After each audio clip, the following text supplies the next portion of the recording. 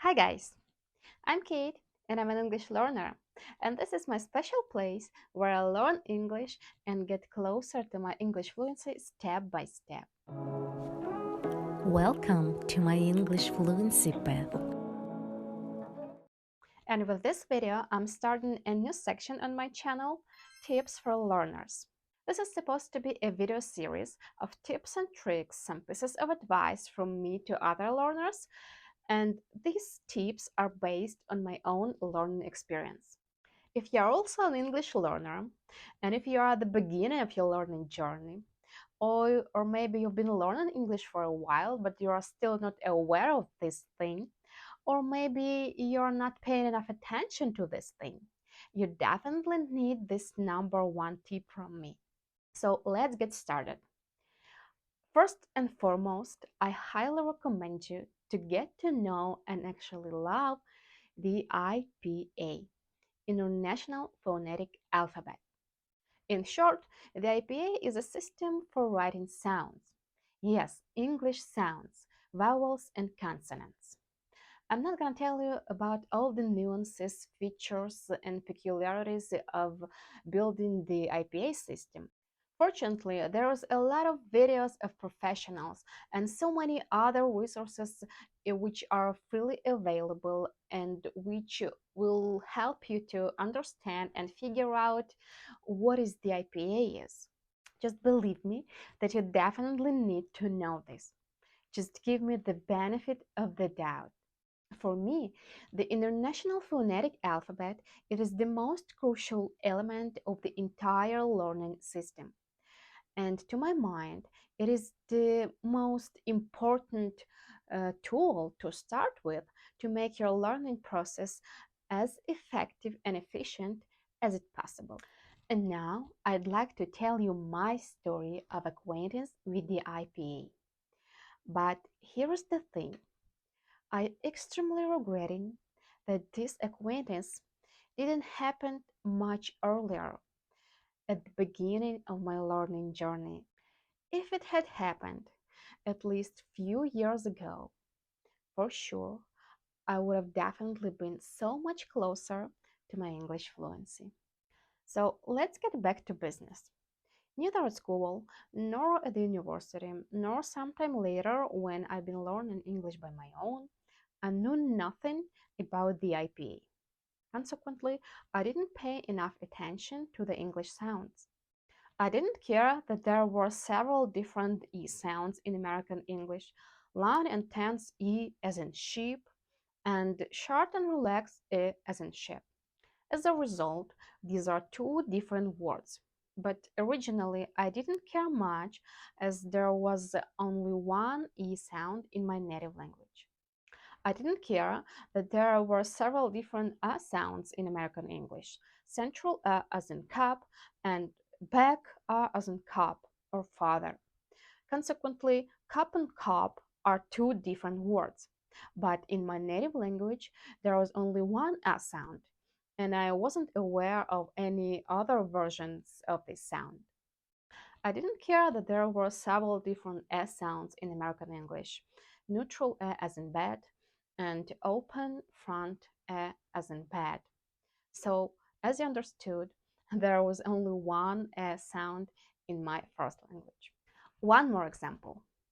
Tense and long U as in pool, and short and relaxed U as in pool. Did I know that? Did I distinguish these sounds? No. Why?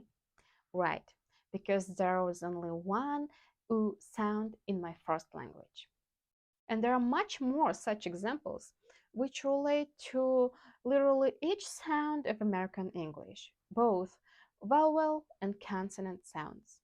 So I needed to figure out all the features and peculiarities of all the sounds which I had to deal with.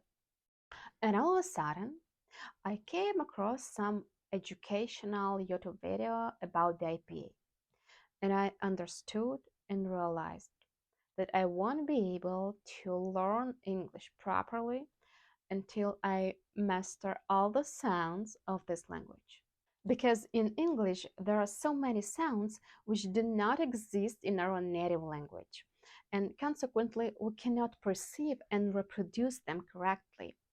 Often, we just equate them with the sounds of our native language, which is totally wrong tactic.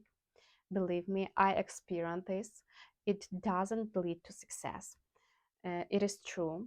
I had an opportunity to make sure of this. So, gradually, step by step, I started my journey to the IPA world. It happened about half a year ago.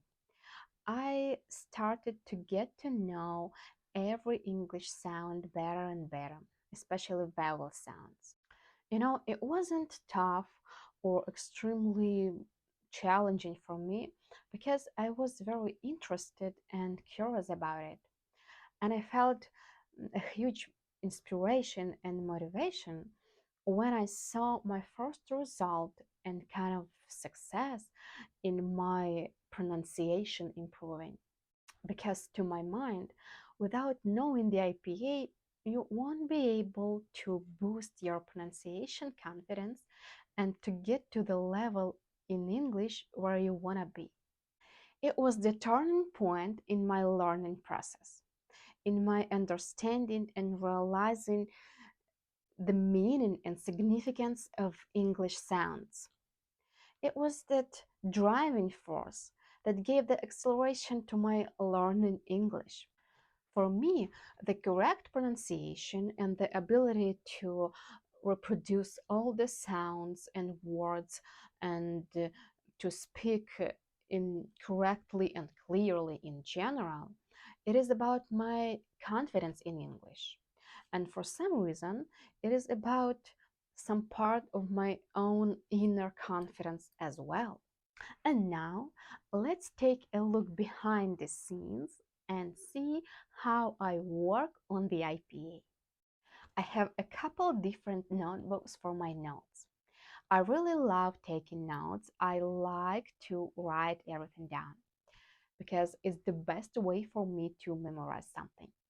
By the way, once I came across some research according to which by taking notes, you're 70% more likely to remember any information.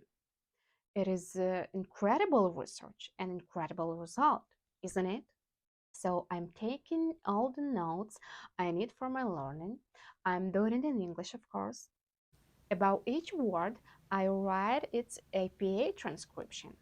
For my convenience, I write it in a different, as a rule, bright color. By doing this, I know exactly how to read and pronounce each word and sound without any hesitation and guesswork. Of course, it takes time, efforts. Sometimes it may seem exhausting, but just a bit, because at the same time, it is a very powerful and helpful and useful tool for building my pronunciation confidence. So it happens that I write the IPA transcriptions of certain words for many, many times. I'm talking about the most common words. Ultimately, I even learn by heart some of them. And when I come across such a familiar and common word, I don't even have to write its transcription about because I already know it for sure.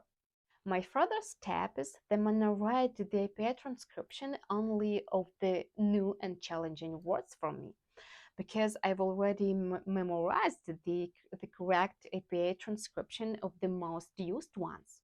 But anyway, I keep practicing my IPA pronunciation in such an unusual and a bit weird way because I can see and I can feel a tremendous result. As you know, I've been working on the IPA more than half a year. And during this period of time, I was able to achieve significantly better results than during the entire time of my learning before that. I still do work on the IPA. There's still a lot of work ahead because it's a long journey, but such an interesting and exciting one. That's why my number one tip for you If you are also an English learner, just start with the IPA. Knowing this system of sounds helps you to improve your pronunciation confidence. Even more, it helps you to boost your own inner confidence when you speak English as well. Just believe me, this is the crucial thing that has happened to me, and this is the significant transformation that is going to happen to everyone who get to know the IPA and use it daily. Because listening comprehension and listening recognition is not enough.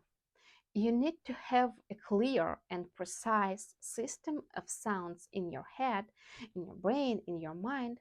You need to be fully and absolutely aware of all the sounds of American English to be able to recognize and distinguish all the similar and tricky sounds which, for the most part, do not exist in your first language. That was it, you guys. Hopefully, this my personal experience helps. Subscribe, hit the like button, share if the information is beneficial and if it resonates. Thank you so much for watching. Have a beautiful rest of the day, and I'll see you in the next video. Bye.